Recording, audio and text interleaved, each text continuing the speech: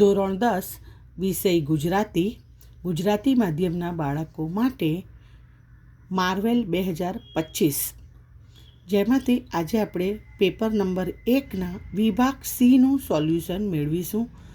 વિભાગ સી માર્વેલના પાના નંબર 268ની ઉપર છે.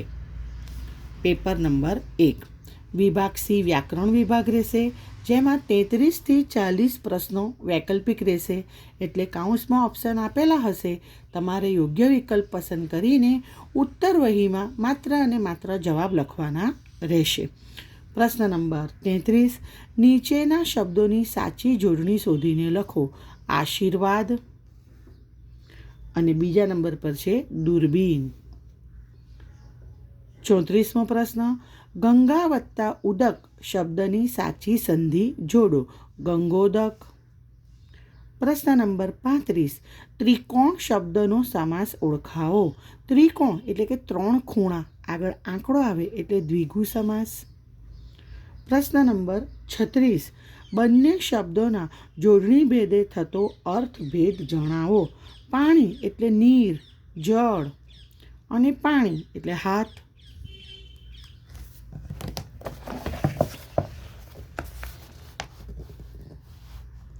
પ્રશ્ન નંબર 37, મનેક જેવા મનેકને કપડો કાળ આવ્યો છે, વાક્યમાંના અલંકારનો પ્રકાર જણાવો. તો થશે વાક્યમાંના અલંકારનો પ્રકાર જણાવો. અનન્વય અલંકાર. પ્રશ્ન નંબર 38, ભણતર શબ્દમાં કયો પ્રત્યય રહેલો છે? પર પ્રત્યય. પ્રશ્ન 39, નીચેના શબ્દોના સમાનાર્થી શબ્દ શોધીને લખો. તન શરીર, બદન, કાયા, અને ધવલ સફેદ, ધોળું, શ્વેત. પ્રશ્ન નંબર 40, ચોખા સંજ્ઞાનો આપેલા વિકલ્પોમાંથી સાચો પ્રકાર લખો. ચોખા દ્રવ્યવાચક સંજ્ઞા. 33થી 40 વૈકલ્પિક પ્રશ્નો. હવે પ્રશ્ન નંબર 41, નીચેના રૂઢિપ્રયોગનો અર્થ જણાવો. હૃદય છલકાઈ જવું એટલે ભાવ વિભોર થઈ જવું. ભાવ વિભોર થઈ જવું. નીચે આપેલ કહેવતનો અર્થ લખો. બોડીને ત્યાં વળી કાંકી કેવી એટલે જેની પાસે અન્ન એટલે કે અનાજ અન્ન ન હોય, જેની પાસે અન્ન ન હોય તેવા ગરીબ વ્યક્તિ પાસે સાધન ક્યાંથી? જવાબ લખવાનો, જેની પાસે અન્ન ન હોય તેવા ગરીબ વ્યક્તિ પાસે સાધન ક્યાંથી? પ્રશ્ન નંબર 43, નીચેના શબ્દ સમૂહ માટે એક શબ્દ લખો. ખરાબ દશા હોવી એટલે દુર્દશા. પ્રશ્ન નંબર 44, નીચેના શબ્દનો વિરુદ્ધાર્થી શબ્દ લખો. જ્ઞાની, અજ્ઞાનીનું જ્ઞાની. નીચેના વાક્યને કર્મણીમાં ફેરવો. રમેશે ચાની આદત છોડી. તો જવાબ આવશે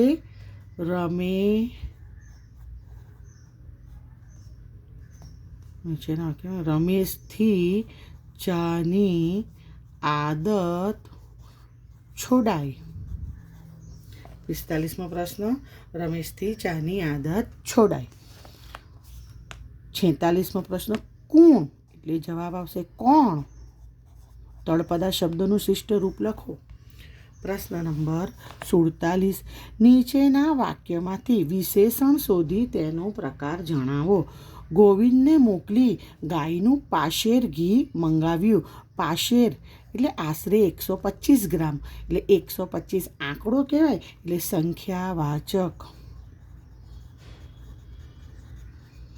સંખ્યાવાચક વિશેષણ બને. ચાલો, પ્રશ્ન નંબર 48, નીચેના વાક્યમાંથી ક્રિયા વિશેષણ શોધી તેનો પ્રકાર જણાવો. અમે તરત પાછા જવાના હતા. તરત એ શું સૂચવે છે? સમય. એટલે સમય દર્શક ક્રિયા વિશેષણ. અહીં અડધો માર્ક્સ વિશેષણ અને ક્રિયા વિશેષણ શોધવાનો છે અને અડધો માર્ક્સ એનો પ્રકાર લખવાનો છે.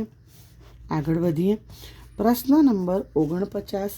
સર્વોત્તમ શબ્દના ધ્વનિ ઘટકો છૂટા પાડો. એટલે કે સ્વર અને વ્યંજન લખો. તો સર્વોત્તમ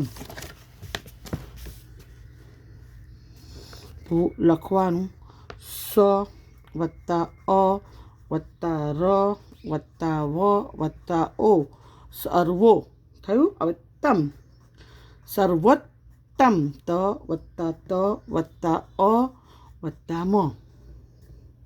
ધ્વનિ એટલે કે અવાજ. એટલે આપણે જે શબ્દ બોલીએ છીએ એમાં આપણા મોઢામાંથી કયા કયા ધ્વનિઓ નીકળે છે, ઉચ્ચારણ, બરાબર, એના આધારે સ્વર અને વ્યંજન છૂટા પાડવાના છે. 50મો પ્રશ્ન. નીચેના વાક્યનું પ્રેરક વાક્યમાં રૂપાંતર કરો. મેં પાઠ વાંચ્યો. તો મેં પાઠ વંચાવ્યો. મેં પાઠ વંચાવ્યો. પ્રશ્ન નંબર 51. નીચેની પંક્તિમાંનો છંદ ઓળખાવો. લાંબા જોડે ટૂંકો જાય, મરે નહીં તો માંદો થાય. ચોપાઈ છંદનું ઉદાહરણ છે ચોપાઈ છંદ. અને છેલ્લો પ્રશ્ન. શિખરણી છંદમાં અક્ષર અને બંધારણ જણાવો. અક્ષરનો અડધો માર્ક્સ અને બંધારણનો અડધો માર્ક્સ. એટલે અક્ષર છે 17 અને બંધારણ છે યમન સભલગા. યમન સભલગા. દોસ્તો, આશા રાખું છું કે મારા દ્વારા અપાયેલી આ સમજૂતી તમને ગમી હશે. નવા વિડીયો સાથે જલ્દી જ મળીશું આપણે. All the best for exam. By.